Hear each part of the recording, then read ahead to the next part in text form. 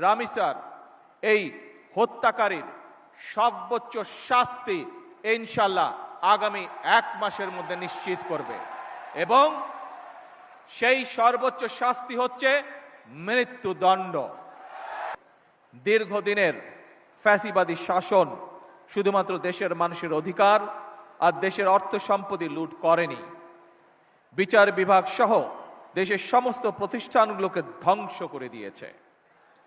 সবচেয়ে যেটি বড় ক্ষতি হয়েছে, বিশেষ করে বিতাড়িত ফ্যাসিবাদের সময় মানবতা, মানবিকতা এবং দেশের আবহমানকালের ধর্মীয় সামাজিক মূল্যবোধগুলোকে একেবারেই বিনষ্ট করে দেওয়া হয়েছে। ঢাকার মিরপুরে একটি নিষ্পাপ মেয়ের নির্মম মৃত্যুর মাধ্যমে মানুষের মানবিক মূল্যবোধের চূড়ান্ত অবক্ষয়ের চূড়ান্ত প্রমাণ মিলেছে। প্রিয় উপস্থিতিবৃন্দ, প্রিয় ভাই বোনেরা, এ বিষয়ে একটি কথা আজকের এই অনুষ্ঠানে আমি পরিষ্কারভাবে আপনাদের সামনে তুলে ধরতে চাই। এই ধরনের শিশু নির্যাতন বা নারী নির্যাতন বর্তমান সরকার কোনোভাবেই মেনে নেবে না এবং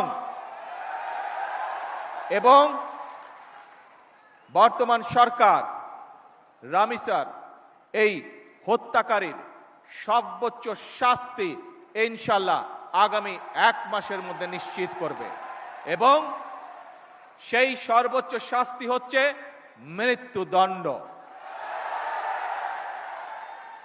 যাতে করে ভবিষ্যতে আর কোনো ব্যক্তি মানুষ এইভাবে শিশু বা নারী নির্যাতন করার সাহস না পায়। উপস্থিত সম্মানিত সকল উপস্থিতিবৃন্দ, একটি নিরাপদ মানবিক রাষ্ট্র এবং সমাজ প্রতিষ্ঠা করতে হলে আমাদেরকে আইনের শাসন প্রতিষ্ঠা করতেই হবে। রাজনৈতিক সংস্কৃতির পরিবর্তন ঘটাতে হবে।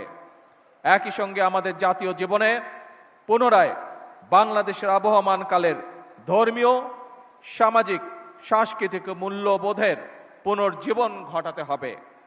এক্ষেত্রেও কবি কাজী নজরুল ইসলামের জীবন এবং কর্ম আমাদের জন্য প্রাসঙ্গিক। সম্মানিত সুধীবৃন্দ, কবি নজরুলের জীবন এবং কর্ম বিশ্ব সাহিত্য দরবারে আরো বেশি ছড়িয়ে দেওয়া প্রয়োজন। তার জীবনবোধ, তার জীবন দর্শন প্রজন্মের পর প্রজন্ম পৌঁছে দিতে হবে।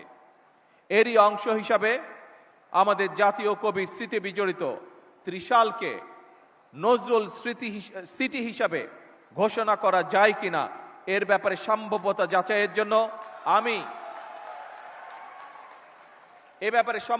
যাচাইয়ের জন্য আমি সংস্কৃতি মন্ত্রণালয় এবং পর্যটন বিভাগের প্রতি আহ্বান জানাবো।